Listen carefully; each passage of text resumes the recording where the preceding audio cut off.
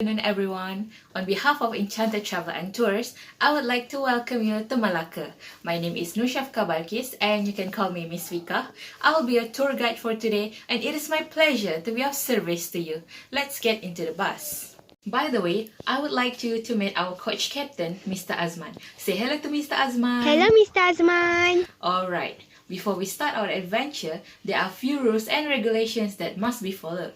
First, please keep your seatbelt fastened at all times and please remain seated until we come into a full stop. Second, please stay in your group throughout the tour. And lastly, if you have any questions, please do not hesitate to raise your hand and ask me. Is that clear, everyone? Yes. Okay, good. As you guys know, based on the itinerary given here, today's destination will focus on the one and only Malacca Sultanate Palace Museum, which is located in St. Paul Hill. Now we have arrived at our destination. Welcome to Malacca Sultanate Palace Museum. Constructed between 1984 and 1986, the Malacca Sultanate Palace is a modern reimagining of the istana that must have stood in this spot in the city of Malacca in the 15th century. The palace design, based on the inputs from Malaysian Historical Society and the Artists Association of Malacca, is supposed to recreate the Istana of Malacca Sultan Mansur Shah, a structure built in 1465 and destroyed in 1511 by the Portuguese forces. The Malay annals, written in the 17th century, tells the glory of the istana in Sultan Mansur Shah's day. Exceedingly beautiful was the execution of that palace. The annals authorize, there are no other palace in the whole world like it. But as the Malays built in wood rather than in stone, no istana survived from those days. The present-day Malacca Sultanate Palace is an elongated, three-story building measuring 240 feet by 40 feet. Everything about the palace is made from wood. The roof is made from kayu balian imported from Sarawak, while the highly polished floors are crafted from kayu resak. Intricate floral and botanical motifs are carved into the wooden walls, indicative of the traditional Malay art of ukiran or wood carving. The whole building is raised from the ground by a series of wooden pillars.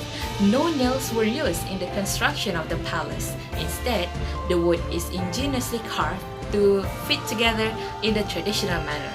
So before we enter the museum, make sure to take off your shoes and leave them at the front door.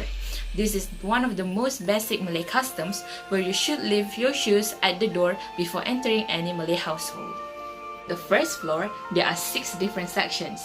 The front hallway here shows off dioramas of different traders who did business with Malacca in their heyday.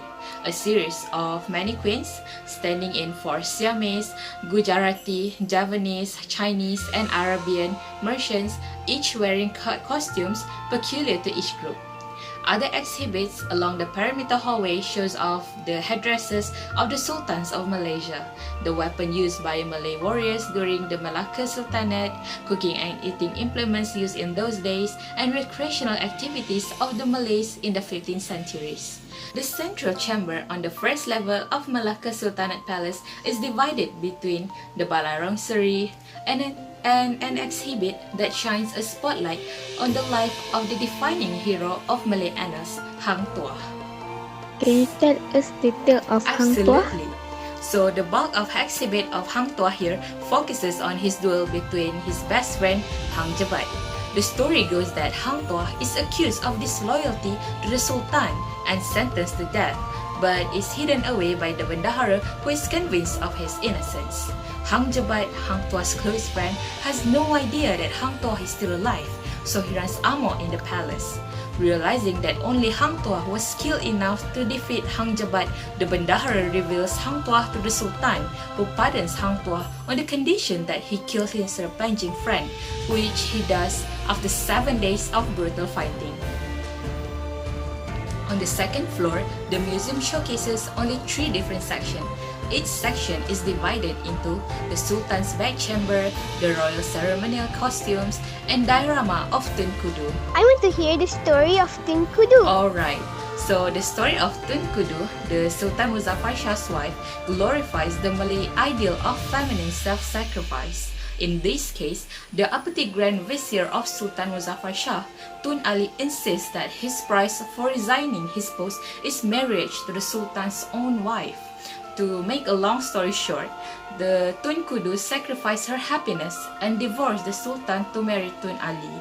Her actions bode well for Malacca's future, as the next Grand Vizier, which is her own brother, Tun Perak, is a visionary who consolidates Malacca's power in the region. The stories of Hang Tuah and Tun Kudu encapsulates the values of Malay nobility in their day, loyalty to their lord above all else, in a fashion that may seem anachronistic for us in modern days. On the third floor, it became a treasury room. However, this section remained closed and not open to the public. Alright, so I will give you 30 minutes to roam around the museum and take pictures before we end the tour for today. Please gather at the front of the museum after 30 minutes. Is that clear, everyone? Yes. Okay. So that's the end of our tour for today. The Malacca Sultanate Palace is one of its kind in Malaysia, as it offers a rare glimpse of the ancient Malay kingdom which once flourished in Malacca.